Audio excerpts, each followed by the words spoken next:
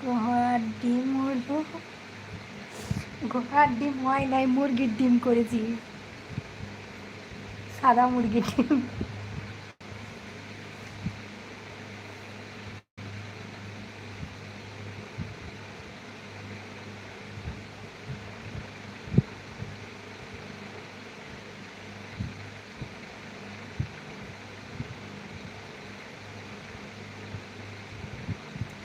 যারা নতুন দেখছো তারা সাবস্ক্রাইব করো, লাইভটাকে সবাই একটু লাইক করো, দিয়ে কমেন্ট করো।